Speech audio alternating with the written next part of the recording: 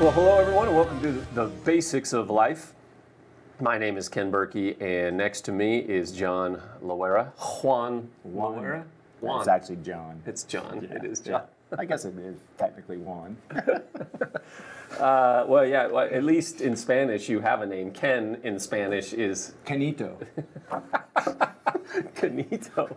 Oh, good. I don't think so, but No, when I'm in Mexico, they don't know how to say Ken because they don't have a K. So it's So Ken. what do they say? Well, it's kind of yo. no, it's Quen. They just don't like what they don't. They just don't like saying my name. They John, just don't like- Juan. I need a Yeah, that's Spanish, a- I need a Spanish name. You do. Paco. Paco. Paco. Yeah, yeah. There's John and Paco. very few Pacos in this Yeah. world, so I'll be that one. How are you doing? I'm great. Good. John always brings great topics. I'm not sure how. It just shockingly happens. It's a miracle. It is a miracle. Have I told you why this? No, I won't tell you about this band. I have such a great story, but we don't have time to share it. Maybe for another show, when it fits. John just doesn't let me have any fun. Okay, so let's get serious here. Let's talk about conflict resolution. Well, yeah. Or no? Well, in a way, yeah. It's actually talking about unity. Is this about us? It's about us. It's kind of this is sorry. an intervention, actually. Sorry. I'm sorry. I need an intervention. Trust me. It's an intervention. Now, it's actually want to talk about unity. Okay. Unity in a sense that, I mean, most of us know what that's all about, and the power of unity and how things get done in team, and unity in relationships, and all of those. And I just wanted to talk about that because it's such a big, important aspect of success in life. Whether you're church world, your marriage, friendships, organizations, businesses, everything. Unity is such a key, and disunity is the greatest detractor from that. Right, and we live in a very fractured world. Kind of left. If we don't have the tools to navigate this, fractures happen naturally. I mean, you don't just fall into or accidentally have unity. No, you don't. And in fact, you're talking about this world right now. I mean, if you think about our society today, we live in actually a very individualistic world. Mm-hmm. We live in a world that says what you have and what you are and what you want really is the primary thing. So it really almost discourages unity in a lot of ways, because those don't really mesh well. Right. And yet there's a great business paradigm that is so applicable to life in general that one person actually said, and it was a business model that we can use in every aspect of our lives, and says if you get everybody rowing in the same direction, that you can overcome every adversary in every situation every single time. And that's a powerful thought because, like I said, it was used in the corporate business world forever, but if you think about that, if you get everybody rowing in the same direction, if in your family, your marriage, you're rowing in the same direction. If in a church world, everybody's rowing in the same direction, you can overcome every adversary in every situation every single time. That's a pretty powerful statement. Yeah. So what is rowing all in the same direction? What does that represent? Well, it represents that people have a common goal and vision. And I want to just give you 3 things about how to attain that. But what it says when it says everybody rowing in the same direction is that everybody, not that everybody has to agree with everything and it's all the same. Right. We're not robots. Right. It's really that we see a bigger picture here of what a common goal is. It's having a vision, and it's having a mission and a vision, and saying, okay, I may be different from you, but we want the same thing. And I'll use an example in a marriage, right? 2 people are typically pretty different in a marriage, right? I mean, right. But at the end result, if you both say, my ultimate goal is to have a great marriage, then those differences come together and you live and act in a certain way to attain that goal. When it becomes an individualistic sort of thing, then that looks a lot different. Right. Because then the goal, if the goal is, I want to be right all the time, right, or I want my way all the time, then you're not rowing in the same direction. Does that make sense? Yeah, no, it makes total sense. And I was also thinking unity isn't everybody being the same. Not at all. In fact, to me, there's strength in diversity absolutely. Absolutely. In unity. To have real unity, you have to have diversity. You have to, and you have to appreciate and consider everybody else's giftings and abilities and say, well, that really is what makes up a united body. I mean, that's no more prevalent than the church world, right, if you think about it. Right. Because I can tell you that, successful churches that have an ultimate common goal, which is God's goal and vision, are successful churches. It's not that everybody's the same, right? But it's those differences coming together. Because what do we say about a church body? A body implies there's different parts. Right. The Bible even says that. Right. But they're working together to perform a specific function, not hey, right, individual. Yeah. So it's the same in organizations. Yeah. It's the same in families. Yeah. And I think sometimes what we tend to focus in on is we want everyone to be the same, or we want everyone to be like me. That's the bigger one. And that's the individualistic thing. Everybody be like me, which we're missing the whole point of what unity is. So it's interesting. There's an interesting story about communism back at the turn of the 20th century, where, just using the church as an illustration, there was a weekend that the churches, the Orthodox churches, had come together in Russia and were meeting in Moscow, and they were arguing over things about the church. There was just disunity, but it was things like how long the services should be, how many candles should be up on the altar, who should or shouldn't receive communion. It was just this crazy. And they left there in disunity. They couldn't agree on those things, so it was fragmented. And the reason they came together was people stopped going to church. They were losing members. And interestingly enough, at the same time, the Communist Party was coming together to overthrow the government, which one part of that was to oust God out of the whole equation. And they were successful in that, and the reason they was because they were united on it. And that's a sad picture of what because they had a common goal. They have a common goal, and so you can look at it the other way and say, hey, unity can actually be done for evil as well. If there's power in unity, right? But it's a sad state of affairs if the church body itself, can't be on the same page, because we're not in competition with one another. Right. We have the same goal in a sense. So in thinking about that, there's three things about unity and the importance of unity that we have to look at in our lives that I can just go through real quickly to be united. And the first one is just what I just mentioned here, and is that we have to refuse to compete. We have to refuse to compete. And if you think about that, I'm all about competition from one team against another. That's a common thing, right? I like competition. I know you're very competitive. I'm very competitive. Even in Monopoly, bingo.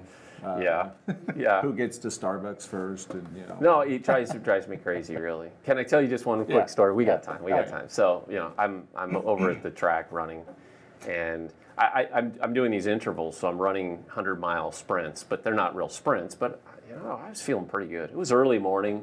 I'm feeling good for my age. I was like, I'm running the sprint 100 yards, and then I'd rest. And so there was this college student that showed up over on the other side. And she was running 100-yard dashes. And I realized how old I was, because I started kind of at the same time she did, and I'm at my competition, I'm looking over, and I'm realizing she quickly is 20 yards ahead of me. And it was like, that is just so depressing. Anyway, I needed therapy for that. I realized. Have you gotten over that? Well, Did she pass you a few times? I pulled a hamstring trying to catch her. It was like, oh, geez, I'm just so... Yeah, I was delusional. I was really feeling good. Yes, you are delusional. I was feeling so good about myself, but see, why did I pay attention? Right. I should have just focused. Worry about yourself. So just don't make it compete. You got to refuse to compete. And again, it's not about competition from one team to another is one thing, but it's competing against each other that are on the same team. That is the kiss of death. And if you think about that, I'll go back to our marriages when a husband and wife are competing against one another, that is just a recipe for disaster. Yeah. We know that. We've been in situations, and we worked with couples where it's we're not on the same team. Yeah. It's one winning over the other.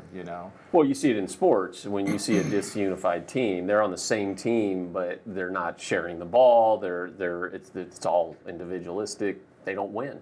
It's interesting you say that, because the Boston Red Sox, I read a story about them in 2012 before the season started. They were touted as being the team that was going to win the World Series. So much so, if you read the articles by the sports writers, you're thinking they don't even have to play the season. Right. They have the most talent. And of course, they didn't even come close. And the problem was there were all this infighting. Right. And so they were saying pitchers wouldn't even come out and be in the dugout during the season with the rest of the teammates because they were disunified. But the wheels came off. Yeah. Even though the talent was there. And we have to do that. Again, I'll go back to you know, even in the church world, you look at it and go, hey, we're not competing against one another. Even on our jobs, it's easy to start looking at this going, well, it's me versus you, instead of, hey, we're on the same team here. Right. And that goes back to the differences parts. It says celebrating somebody's differences, and that we shouldn't all be the same, because we need everybody's skills to be able to be successful, you know. And it's part of that. Competing is comparing. Right. You know, you start looking at it going, is that better? I'm better than you, or you're better than me, or whatever that is. And it just causes disunity. That's so good. you gotta refuse to compete. But then the second one is, which we talk about a lot, is we have to recognize our pride in all of that. Yeah, because I was going to say that's tied into when we're competing. Yeah, it's a simple one, and again, it's a simple one, but it's a big one. But we absolutely have to recognize when we're being prideful. Yeah, I don't know why people struggle with pride. I've never struggled with pride.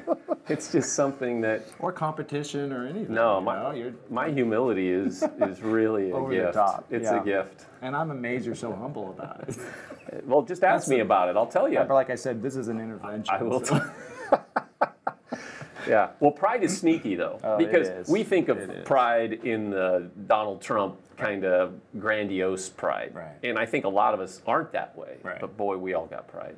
We all have it. It's sneaky. It is, and that's the part where it's hard to recognize it, too, you know, because it is so insidious. So you look at it and go, how often do we sit here when we're in conflict or we're in situations going, is this my pride getting in the way? It's hard to do. I've been in arguments before, even with you know, Barbara, with my wife, and at times I'll recognize in the middle of the argument that I'm wrong, but I don't usually go up. Right. I want to keep arguing. Right. And it is my pride that carries that through. You Absolutely. look at some other loophole to get out of it, rather than just going, I'm sorry, I was wrong. And that goes back to competing. I want to win. Those two go hand in hand, and it's that end of the day, it's like, and then the comparing and the prideful side of it, because we put such emphasis on, oh, that person's either better than me or I'm better than them, you know? And it creates disunity, and it's our pride that gets in the way of that we have to recognize. Before you get to the third one, though, I'm thinking, okay, but what the whole point of unity is not just it seems like a good idea. We were created for unity, and disunity is the whole problem in our own lives and in the lives of. I think some people think, well, I don't want unity. It's about me. Right. That's what makes me tick, but it really doesn't. We weren't created to be individualistic, isolated. It's all about me. We were created to be in community. Right, and how often when you see disunity, that equates to broken relationships. Yeah. And if you think about it, it's like we were created to be in relationships. Yeah. And disunity does not foster that. So when people say, and this is the strange part about this individualistic society we live in, because there's another epidemic that is out there, and that's loneliness. Yeah, right. It's really interesting because you wouldn't think that. Right. And yet how it plays out is people think that, oh, I want my own way, I want to do things this way, I want to be unique, but there's this creation of isolation that's happened out of it. And I'm not saying you're living in some place where there's nobody around. No.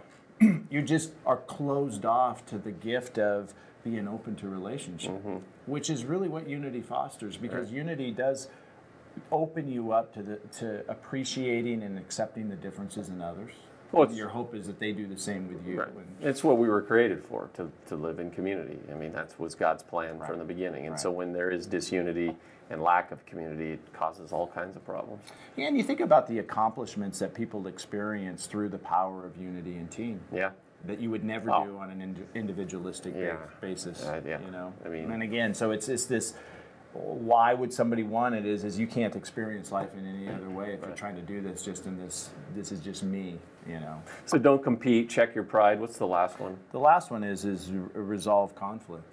You got to resolve conflict. And here's the big thing about this. You know, unity isn't the absence of conflict. Right. It doesn't mean that. You know, well, that's an impossibility. It is. But unity is the absence of unresolved conflict. That's the key. You know, we know this, that we're all going to be we're all going to have conflict. That's just a reality. It's life. But it's what we do with that is what we have to look at. And I think that so often it's really interesting because you'll talk to people, and I know it even in my own life, of how sometimes I'll carry unresolved conflict in myself.